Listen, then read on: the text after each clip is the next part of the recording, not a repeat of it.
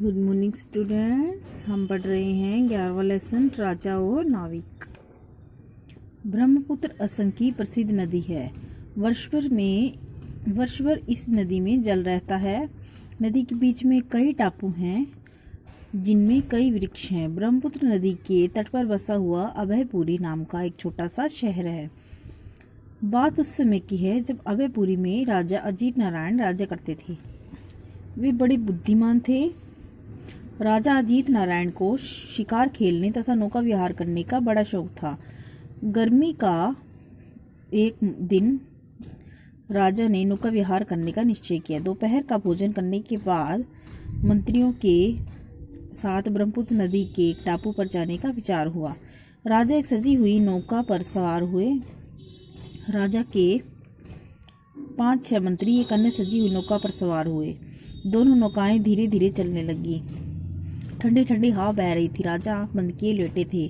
राजा को सोया जानकर नाविक आपस में बातें करने लगे। एक नाविक ने अपने माथे पर पसीना पोंछते हुए दूसरे नाविक से कहा, देखो कैसा न्याय है। हम धूप में पसीना बहा रहे हैं, कितनी मेहनत कर रहे हैं। देखो उस नाव में मंत्रीगण कैसे आराम से लेटे हुए। वे भी हमारी तरह मनुष्य है। लेकिन दूसरे नाविक ने हामी भरी। राजा आंख बंद किए लेटे थे लेकिन वे सोए नहीं थे। उन्होंने नाविक की बातें सुनी लेकिन बिना कुछ बोले चुपचाप लेटे रहे। थोड़ी ही दूर पर एक टापू दिखाई दे रहा था। राजा ने नाव टापू के किनारे लगाने का आदेश दिया। दोनों नावें टापू के किनारे आकर ठहर गई। राजा नाव से उतरकर टापू के किनारे किनारे टहलने लगा। नावें टापू के किनारे आकर ठहर गई। थके हारे नाविक भी खा पीकर इधर उधर लेट गए।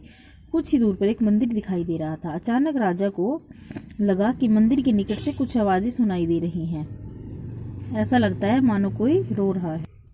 राजा ने तुरंत एक नाविक को बुलाकर कहा, नाविक जरा जाकर देख कर आओ कि ये आवाजें किसकी हैं। नाविक राजा की आज्ञा पाकर तुरंत मंदिर की तरफ भागा।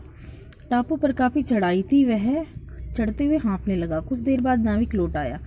राजा ने पूछा, आवाजें कैसी आ रही थी नाविक, और वहां कौन था। कुत्ते के छोटे छोटे पिल्ले रो रहे हैं राजन, नाविक ने उत्तर दिया। कितने पिल्ले हैं, नाविक ने पूछा। नाविक चुप रहा। उसने गिनती न की थी। वह उल्टे पांव भागा। दौड़ते हाँफते हुए वापस आकर बोला, महाराज 5 पिल्ले हैं।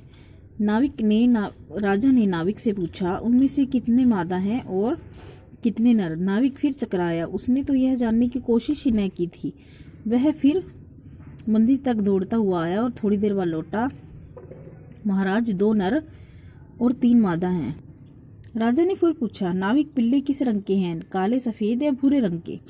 नाविक मुसीबत में पड़ गया। उसने तो इसका ध्यान ही न रखा था। अब राजा ने पूछा है तो बताना ही पड़ेगा।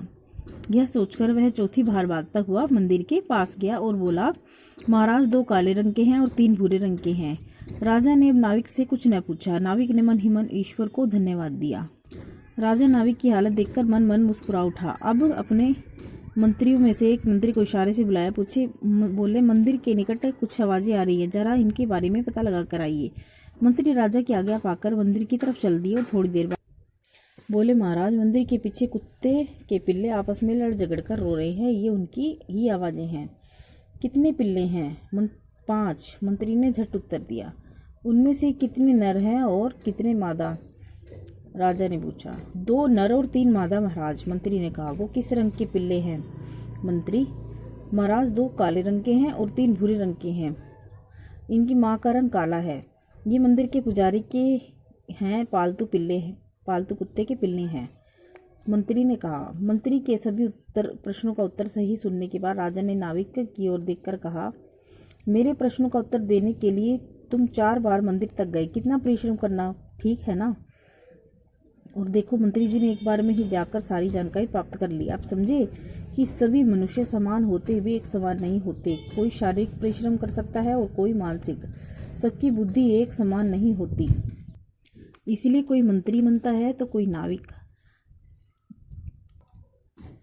उसी तरह मंत्री जी तुम्हारी तरह परिश्रम नहीं कर सकते। इसमें न्याय वाली कोई बात नहीं है। नाविक को अब सारी बात समझ में आ गई थी और उसने सिर झुका लिया।